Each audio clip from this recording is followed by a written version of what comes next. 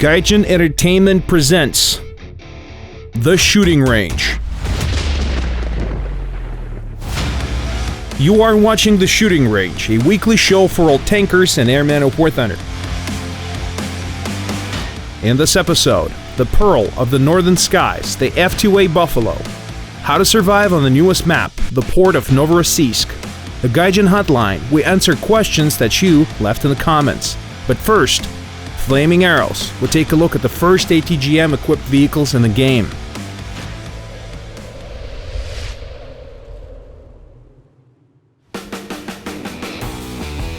As you know, the latest update, namely 1.59 Flaming Arrows, has introduced 4 ATGM-equipped vehicles. We are sure that many of you have already tried them all, but for the rest of us, here's some information about the much-anticipated newcomers. Americans got the legendary M551 Sheridan. It's a light tank that is armed with both a conventional 152mm gun and Shillelagh-guided anti-tank missiles. For your information, each of these is basically 3.5 kilos of octal explosives that fly at a speed of 320 meters per second and can penetrate 4 millimeters of armor. What's even better is that you get 30 of them.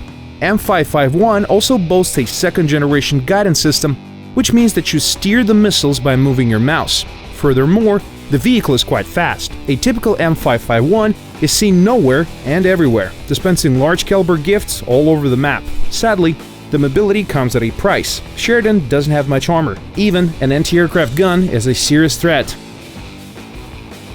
Next, we see the German ATGM-equipped vehicle, Raketenjagdpanzer II. It's a tricky one. It looks like quite impressive with 14 missiles, 2 of which can be fired both before reloading, a conveniently placed gun sight, and decent mobility. What's the catch? The German tank destroyer carries first-generation missiles, so in realistic battles, you'll have to steer them with a keyboard, and they fly at a speed of 150 meters per second, which is quite slow. Yes, it makes it slightly easier to find a target because you have more time to adjust the course, but the enemies get some time to change position as well. Furthermore, the vehicle doesn't have a turret and isn't very effective at close range. But when all's said and done, in the hands of a skilled tanker, this tank destroyer is extremely effective. Take the Hergen Forest for example. On this map, Raketenjagdpanzer II can wreck the enemy team at the very start of the match. Well, 4.5 kilograms of explosive matter ain't no joke. The Soviet IT-1 is a sneaky sniper. Its second-generation anti-tank guided missiles aren't the fastest, with the maximum speed of 220 meters per second, but they can burn through 500 millimeters of homogeneous armor. They say that if you listen closely at the moment of the launch, you can hear the anguished cries of the E-100s and other bulky vehicles that have a hard time finding sufficient cover. Another nice feature is the ultra-low profile of the vehicle that makes it easy to hide in the crevices of the map or disappear in the foliage. Last but not least is the Swedish STRV-81, the latest addition to the British arsenal. This expert version of the Centurion 3 is equipped with 3 Robot 52 missiles, basically the same ATGMs that you get with the German tank destroyer. But, taking into account the fact that it's a premium vehicle with a nice BR and a good gun, that also comes with an enhanced zoom. ATGMs are just some icing on the cake. The main gun is faster and more accurate. Actually, you can go through the whole match without firing your missiles. But it's always nice to have a trick up your sleeve, especially a deadly one. And in a few seconds, you'll find out what happens if a warplane is designed by coach builders. Keep watching.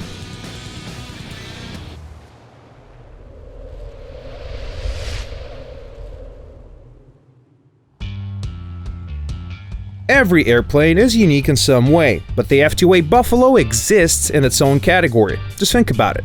It was the US Navy's first operational monoplane fighter, and it was designed by coach builders. Yep, you heard it right. The new plane was created at a new incarnation of Brewster & Company, a firm that originally sold carriages and automobile bodies. Well, how did that happen? It all started with the Great Depression. The military were running a tight budget at the time. It is small wonder that the various national air forces were in a sorry state. While the European powers were busy making aircraft with retracting landing gear, enclosed cockpits, and sometimes even cannons, the pilots in the US Army had to settle for P-26s, and their counterparts in the Navy flew outdated Grumman's F-3Fs. In 1935, the Navy finally issued a list of requirements for a new fighter, but they wanted to be as cheap as possible while still being a decent plane. Only 3 businesses rose to the challenge: Seversky Aircraft Company, Grumman Aircraft Engineering Corporation, which was the main producer of the Navy aircraft at the time, and the newly founded Brewster Aeronautical Corporation. It might sound weird, but it is possible that Brewster was awarded the contract because of their unconventional background. Brewster engineers designed a new warplane in the same way their colleagues made carriages. No need for complexities, or fragile components for that matter.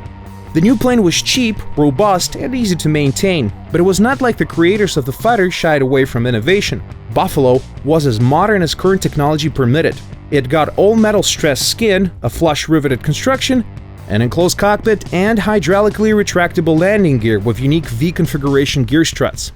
There was a small problem though. The early prototypes couldn't meet the speed requirements. The plane was subjected to a series of airflow tests. Guided by the test results, the creators of warplane refined the design. Consequently, when the test flights resumed, the Buffalo was able to reach a phenomenal speed of 304 miles per hour. The future looked bright for the first monoplane fighter of the Navy, but the pilots were not fond of the new plane. The V-structure of the gear struts proved to be inherently weak and prone to crashes upon landing. Had a few other failures, and it's not a big surprise that decision makers started to have second thoughts about the F2A. In the end, most of the aircraft were sold to European countries and Dutch colonies, where they quickly fell prey to the nimble Japanese Zero-Sen.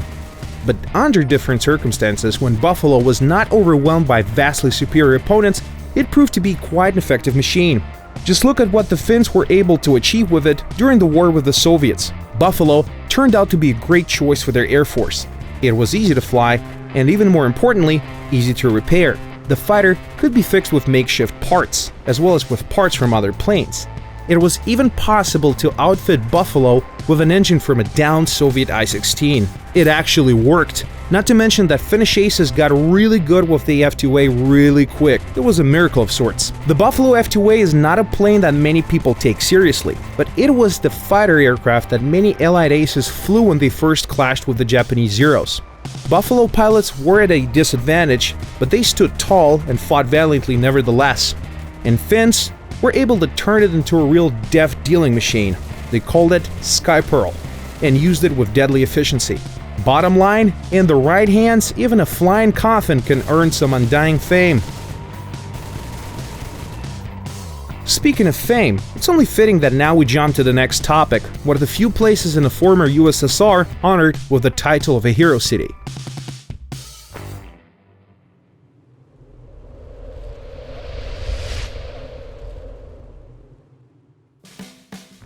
Port Novorossiysk is the latest addition to the long list of playable locations, and quite an interesting one. Right now it's a map for mixed air-ground battles, but as many of you have probably noticed, it can be used for naval encounters as well.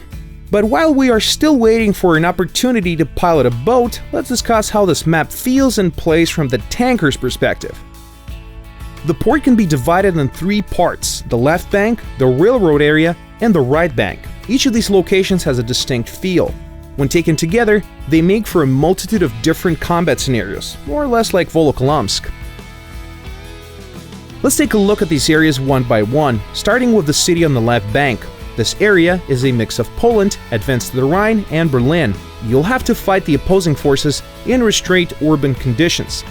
But the town has no lack of interesting routes through the backyards, and ample opportunities for flanking.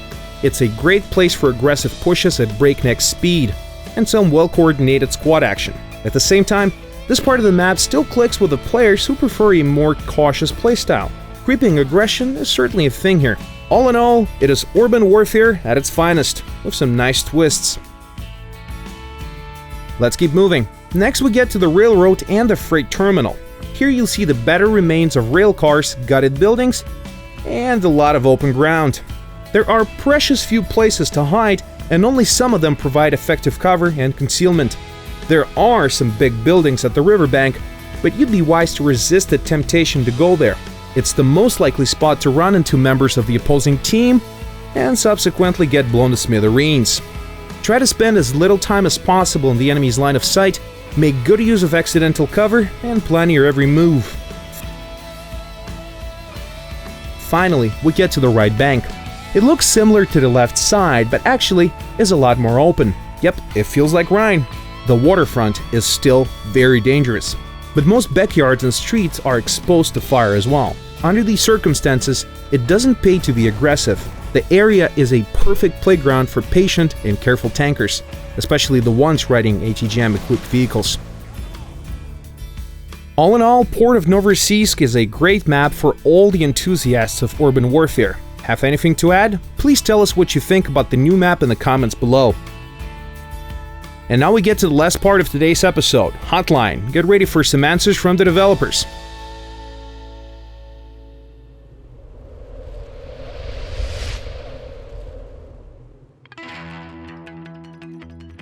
Strictly speaking, it's not the most serious-minded section of the show. If you want answers to be given with solemn faces, feel free to appeal to the official forums. Here we'll have a more lighthearted discussion of the big questions of War Thunder.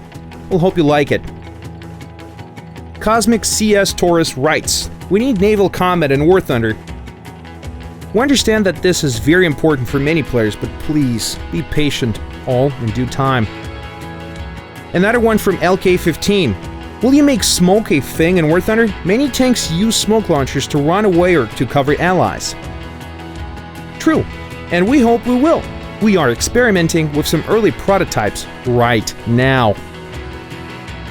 Then a question from Hugh Jazz. "Will you ever be implementing external fuel tanks on planes that use them?" Very unlikely. It doesn't really click with the present gameplay. Kitty Hawk Gaming asks, "Will bomber cockpits be added?" We're working on it. It's quite a daunting task actually, but sooner or later we will come up with something nice. And the final question from the user called Noah Bax. "Will the 22,000-pound Grand Slam bomb be added for the Lancaster?" Nope. The bomb was designed to be used against strategic targets, not against tanks. Please take pity on tankers. They do not deserve this kind of treatment. That's it for today, but feel free to write your sections in the comments below. We do read them all, and you might see some of them answered in the next episode. See you on the shooting range.